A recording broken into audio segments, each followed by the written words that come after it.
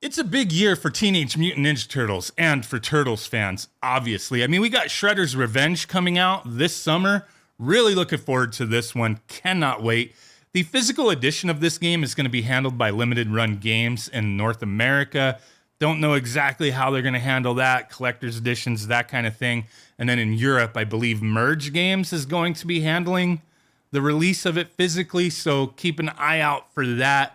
But yeah, really looking forward to that. And then the other thing, too, that I'm excited for is The Last Ronin.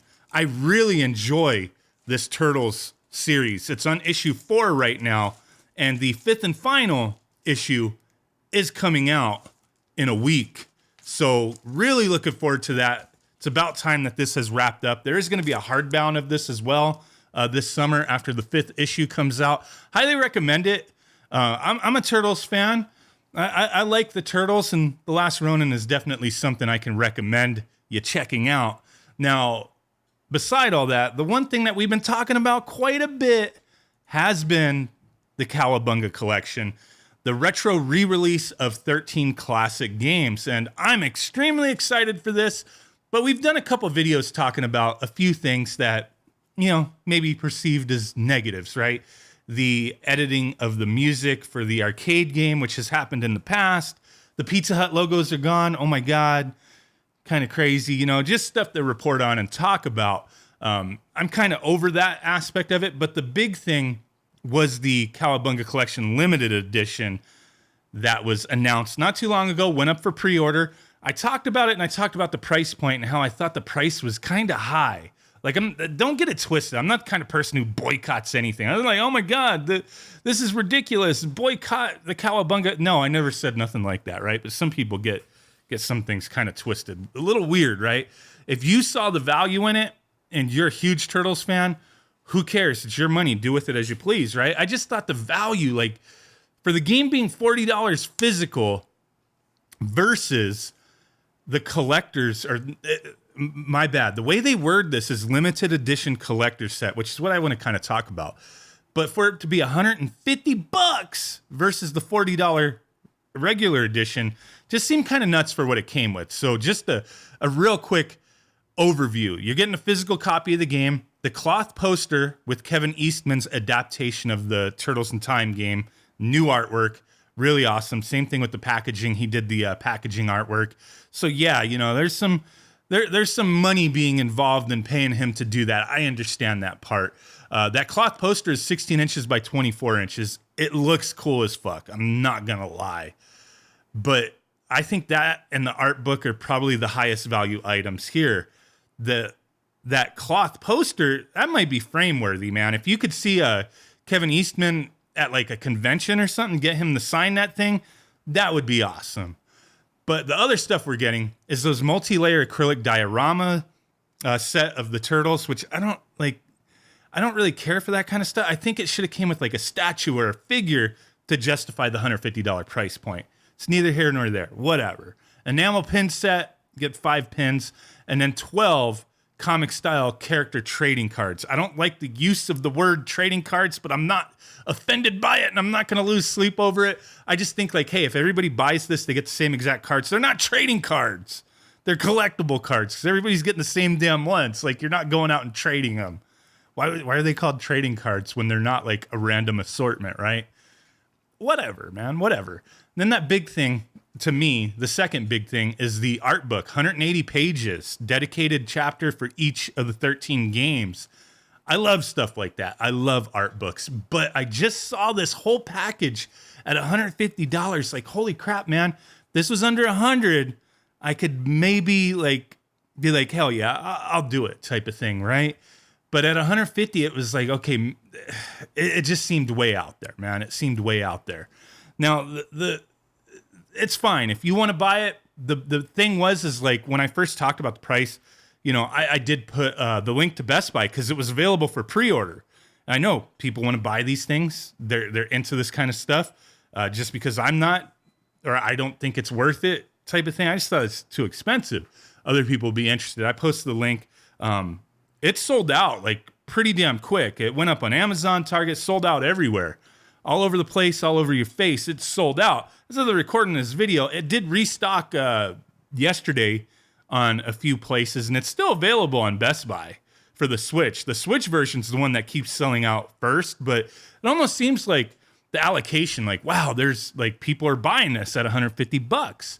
This is crazy. Let's allocate even more. Hey, Best Buy, you can have more if you want. I don't know. I don't know how that went down, but it's still available. Like, you can get it for any of the systems at $150. Freaking nuts, man. Expensive, but hey, more power to you. If you love this stuff, the artwork looks really cool. It's still available on Best Buy if you want to take a look. But that's where I started wondering, because with the wording of this, the Cowabunga Collection Limited Edition, this is kind of a minor, like, gripe type of thing. It's not even a gripe, it's a nitpick, but it's the wording. Limited edition. Everything by nature is limited. Like, nothing goes on forever. Nothing is manufactured in its original form forever. Everything essentially is limited. I initially referred to this as a collector's edition because that's the way I looked at it, but they're calling it a limited edition or a limited collector's edition. Now, I think it should just be called a collector's edition, because if it's limited, I would personally want it to be numbered. Like, if it was an open, like how Retrobit does, like it's an open limited edition pre-order type of thing, collector's edition, and then they're numbered. They have a numbered certificate after they know how many are purchased type of thing. They did the same thing with this and numbered it. Okay, it's a limited edition because there's a number attached to each one. We know what the run was for the commercial, retail sales type of thing. But that doesn't seem to be the case here. It's a collector's edition, but being called a limited edition. If it was signed by Kevin Eastman, that's a limited edition. There's some physical hands on this thing, maybe signing and numbering it, but then it would be an extreme limited edition, because I'm sure they're going to mass produce this limited edition to death, especially seeing it being restocked, a couple times now. They know the demand is hot, but like I said, I think I look at this more, it's a collector's edition, not a limited edition. If it was limited edition, let's get a number on it. Let's get a signature.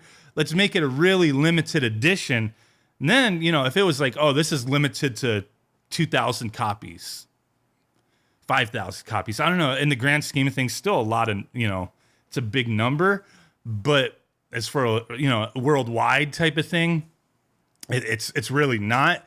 But if it was like, okay, a couple thousand, they were all numbered, I could say the price would be like, yeah, I get it. The more I think about it, I understand with the Eastman, new artwork and whatnot. I get there's some cost behind that. Like, dude ain't just gonna do you a whole new full color,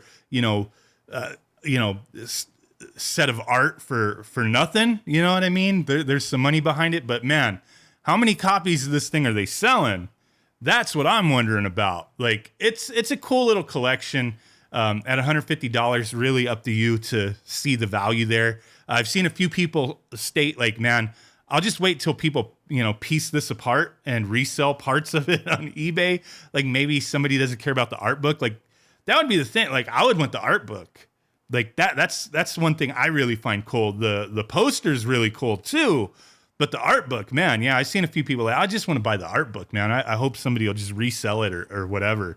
But then it's like, okay, you buy the game for $40. How much is somebody going to sell a piece of their $150 collection for? Like, that art book, what are they going to resell it for? They're not going to sell it for like $20. I wouldn't imagine they would. But you never know.